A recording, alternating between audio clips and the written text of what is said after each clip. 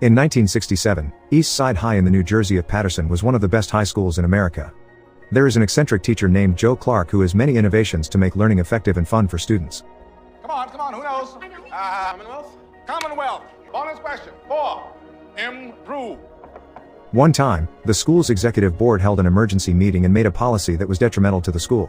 Joe Clark, of course, was against it, but his efforts led him to be transferred to an elementary school. Kissing posterior down to the school board. We found out ourselves that their condition that you be transferred to school 6. God bless you, man. Pay your bills. 20 years after that incident, East Side High turned 180 degrees. Its reputation had declined and is now full of delinquents. It is no longer like an educational institution, more of a den of thugs and street punks. The school building is full of graffiti.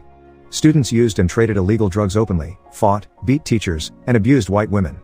The teachers seemed powerless to deal with the students and even tended to be ignorant of the actions taken by the students. In response to this, representatives of the Board of Education and school director met with the mayor to inform him that East Side High was ranked last in America. Not only that, but another problem also emerged. The central government threatened to take over the school if the graduation rate at the school did not reach 75%. The mayor also asked what percentage of the school's graduation was in last year's exam.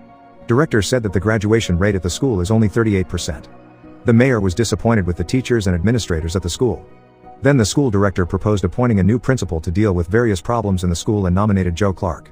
At first, the mayor did not agree with the proposal because he thought Joe Clark was a madman, but since there was no other option that he considered capable, the mayor agreed. Then the school director and representatives of the education board held a meeting with Joe Clark, who is now the principal of the elementary school. The director offered Joe Clark to be the principal at East Side High. At first, Joe Clark refused because he was still disappointed with what happened 20 years ago, but in the end, he accepted the offer. Later, Joe Clark came to East Side High. He was astonished at East Side High's state, which had drastically changed from 20 years ago. Then he immediately chaired a meeting. He immediately made changes by restructuring the school management at East Side High. He also emphasized that there will be only one person who can make decisions at the school, and that will be him. After that, Joe Clark ordered the head of the school facility to repaint the school walls and ordered the teacher to write down the names of students who tend to cause trouble at school, such as drug trafficking, bullies, and harassment, then gather these students in the school hall.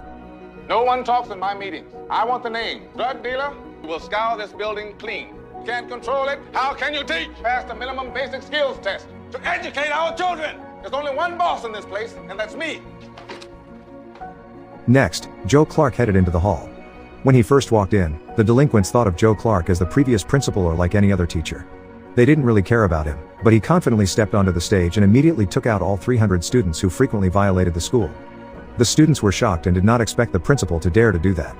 The expelled students persisted in staying in and did not want to get out, but the school security immediately kicked them out. All right, people, settle down now. Down, boys and girls, settle down. At these people on the risers behind me, you are all expurgated.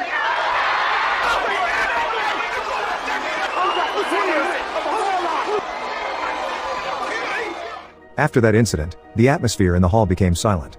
Joe Clark said that the students are beyond repair, and if the remaining students do the same to them, it may be their turn to be expelled sooner or later. All the students were silent and afraid of him. Next, Joe Clark held an emergency meeting with students' parents to prepare for the upcoming exam in less than a year. During the meeting, parents protested against his actions, but he said he was doing the right thing by saving 2,700 other students from ruining their future. He said it was better to expel 300 students and save another 2,700's bright future. A few days later, one of the expelled students named Thomas Sams met Joe Clark. He said he shouldn't be kicked out. Hearing this, Joe Clark rechecked the students' records that were issued and said that there were no mistakes. He also explained Sams' violations as the reasons why he was expelled, such as skipping class and smoking marijuana. Sams pleaded not to be expelled. He promised he would change, but Joe Clark just couldn't believe it. He said why Sams only regretted it now. What was on his mind all this time? Joe Clark added that teenagers are typically self-righteous, leave alone accepting others' words. Sams said he was very sorry. He was afraid to tell the truth to his mom. Joe Clark said that if he could not pull back his decision, but after he saw the boy's determination to change, he allowed Sams to go back to school, but at the cost of him getting supervised every single second. Please let me back, sir. I'm gonna do better, sir. I don't believe you, Sams. Now I say if you want to kill yourself, I don't want to kill myself, sir. I'm going to be on your case every minute. Now you understand me? Yes, sir. I'm going back downstairs. During recess, Joe Clark took the time to monitor the cafeteria. He was all out in making changes in the school. He prevented the school from having more delinquents with all his might. Then he saw some students trying to prank their friends while eating. He immediately reprimanded and punished the children. Even Sam's, who was not neatly dressed, was also commented on and punished by singing the school anthem. He said that when singing it, everyone there had to be quiet, including the teachers. During the singing of the school song. Joe Clark's anger escalated when Mr. Darnell did something else despite the school anthem being sung. He ordered Mr. Darnell to come to his office because, for him, the school anthem is the identity of the school, thus it must be taken seriously. After that, Joe Clark met the music teacher, Mrs. Elliott. He wanted to ask why the students couldn't sing the school anthem. It turned out that Mrs. Elliott only focused on chasing the choir in competition. Therefore, Joe Clark ordered Mrs. Elliott to face him in his office immediately, but Mrs. Elliott paid no heed to his orders. This made him angry and immediately stopped Mrs. Elliott from doing what she was doing. He ordered Mrs. Elliott to teach the students to sing the school anthem, but she refused his wish. She quibbled that soon there would be a competition. Joe Clark asked her to disperse the competition, but again Mrs. Elliott refused his orders. Hearing this, he immediately fired her. Mrs. Elliott was shocked. She did not expect that she would be fired because she was the only art teacher at the school. Next is Mr. Darnell's time facing the headmaster. Mr. Darnell protested why such trivial matters led to this meeting, but it was Joe Clark's policy. The aftermath of the argument was that Joe Clark suspended Mr. Darnell. I was picking up a piece of paper. Damn it! You are suspended, sir. Down! Knowing this, the vice principal immediately refuted Joe Clark. She said that Mr. Darnell is not only a football coach but also an English teacher, and the students were about to take an English exam, but Joe Clark still didn't budge. Finally, the exam day has come. Joe Clark himself monitored the exam. After a long time, changes in East Side High began to show. There are even students who have succeeded in designing a concept of a bridge. Joe Clark greatly appreciated the boys' achievements, but all he thought was that he still had not received the results of the students' exams. Suddenly, some students reported to Joe Clark that one of the cafeteria employees named Kid Ray is being beaten by drug dealers. He went straight to the cafeteria. He bravely beat the drug dealer to his knees. After the incident, he asked the security guard to lock and chain all the doors so that thugs and drug dealers could not enter the school area. When Joe Clark was about to enter his office, he found out that one of his students, Kanisha, was upset. He says if she was going to quit school. Joe Clark asked why she wanted to drop out of school. Her mother could no longer pay for Kanisha's school fees. Even her mother told her to work to help pay the rent for the house. Hearing this, Joe Clark immediately made a home visit to meet Kanisha's parents. He advised Kanisha's mother if her daughter has to go to school and still needs guidance from her mother. For that, Joe Clark promised to find a job and a more decent place to live for Kanisha's mother. Talking about her grades. Don't expect your sympathy. Kanisha has a gift. Why would she think you wouldn't want her? To see me like this no more. We helped you find a job. Better place to live. You understand? Then another problem emerged when the parents of the students whose children got dropped out spoke to the media and made Joe Clark called by the school director. The school director reprimanded him for some of his actions, such as firing and suspending teachers and chaining doors, but he insisted that what he did was the right thing to do. You're threatening me, and there's talk of a walkout. Fire chief was just here. He says it's illegal to bar those doors. I wasn't talking to all of them, Frank. Appointment here is you. Me. You know me 30 years. You knew what I would do. You're alienating everybody. Friend Darnell, what the hell was fire Mrs. Elliott? Why? Well, you lost the best teacher we had. Start by accepting mine. Not only that, but the fire department chief also came to East Side High to protest the act of chaining the door. Joe Clark reasoned that he was doing all that to protect students from thugs and drug dealers. The fire department chief finally walked away. Meanwhile, in the school hallway, Joe Clark met Sam's. He felt something was wrong and ordered him to show his friends, who turned out to be in the toilet. Joe Clark punished the students to sing the school anthem. He was shocked when he heard the school anthem had been changed and then asked who had changed it. Sam said that it was Mrs. Powers. Joe Clark went straight to Mrs. Powers to ask why the anthem was changed. Mrs. Powers said that students found the song boring enough that she innovated by adding new notes. Hearing this, he even appreciated what she did. Mrs. Powers, one who changed the school song like that. Children thought the song was a bit boring. School to learn that song in English and Spanish. Rewritten our alma mater. When Joe Clark received the exam results, he was disappointed because only 33% of students passed, even though the government set a minimum graduation rate of 75%. Therefore, he immediately gathered the teachers on the basketball court. He said that the basic ability exam would be held in less than 100 days, but the students' abilities were still low. For that, he asked the teachers to provide additional learning for the students on Saturday.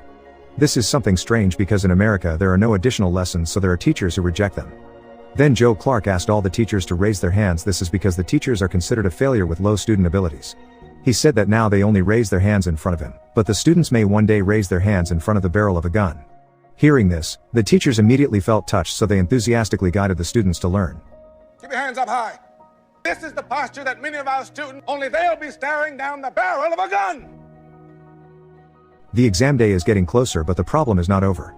Representatives of parents who did not accept their children issued Joe Clark to get protested again. She even managed to influence the mayor to criminalize Joe Clark for the various policies he took. Luckily, it was heard by representatives of the Board of Education, who then told Joe Clark about it. Formalities. What do you want? All right, I'll sick the fire chief on Clark. And then I'll get the school board to dismiss him. It'll be my pleasure, Mr. Mayor. Supposed to do this. Nail him and we make her happy. What do I always say, boss? At school, white students felt that they were left out, whereas black students play a large role. As a man of wisdom, Joe Clark accommodated these aspirations. Meanwhile, he told the teachers and staff that if the firefighters were likely to carry out an inspection, then security must be on standby. When the firefighters came, the chain door must be unlocked. Seeing the existing problems, the vice principal felt uncomfortable and asked to get transferred. But it was rejected by Joe Clark and made an argument between them. Who are you talking to? I'm talking to you. Life is much too short. I will not endure you any longer. The children. You're so busy talking. And what the hell do you think I've been doing here all this time? I have done everything possible to get. Stay here and listen to these accusations. People who support you, the ones that you're beating up. Criticize them. What do you want from me? I want you to get this straight because they care. They are part of those children's lives. Thoughtless and cruel, and none of them deserve it. So am I. Then Joe Clark gathered the students who would take the exam. He motivated the students to be confident and enthusiastic in taking the exam. On that occasion, he said that there is no difference between blacks and whites. He said that they were all his students and they all had the same opportunities. They also sang the school anthem together. They say you are inferior, and they're the same as all of you. Sink in. It took the help of a good friend. You are not inferior. When you're not strong, only brother, we all need somebody. A few days later, the exam day arrived. The students enthusiastically took the exam. Meanwhile, representatives of the parents, the mayor, and the fire department chief agreed to arrest Joe Clark on exam day on charges of violating firefighting rules and freedom. On the other hand, after the exam, Joe Clark found Kenisha crying in the hall. She said that she was pregnant, but her boyfriend didn't want to take responsibility. Did you tell your mother? I never meant for this to happen. Sure, we'll be able to help you decide what's best for you to do. All right, I'm going to help. Shortly after, his assistant told him that the firefighters had made it into the school, but Joe Clark had not had time to tell his staff. As a result, Joe Clark was arrested and detained. Hey, Mr. Clark. Taking his orders like a maid. What's happening, Mr. Clark? Mr. Clark, what happened? Still gotta go to class? Yes, you have to. Go on, get back into class. School board meeting's about to begin. Meanwhile, the representatives of parents who hated Joe Clark deliberately provoked the Board of Education to corner Joe Clark by saying that he had failed to lead East Side High. Later, there were demonstrations from East Side High students demanding Joe Clark to be released. The parents of the students who hated Joe Clark tried to provoke the students by saying that they had been tricked by Joe Clark, but the students ignored what she said because they considered Joe Clark like their father and he was the one who led them to be better. Everybody, listen up. Settle down, let's listen to the old loudmouth wench. The large mass of demonstrators scared the mayor and asked Joe Clark to calm his students down. Joe Clark was finally brought out to have a dialogue with the students and asked the students to go back to their homes, but the students did not want to go home before he was released. Keep out the drug dealers, and that's what he's doing for us. Mr. Clark is like a father. You don't know a thing about Mr. Clark. We want Mr. Clark! You all go home. Not long after, the vice principal came with the exam results. Joe Clark was given the honor to read it out, and as a result, all East Side High students passed. I have passed the minimum basic skills test. All the students cheered, and Joe Clark told the mayor that East Side High had not been taken over by the state and he was finally released.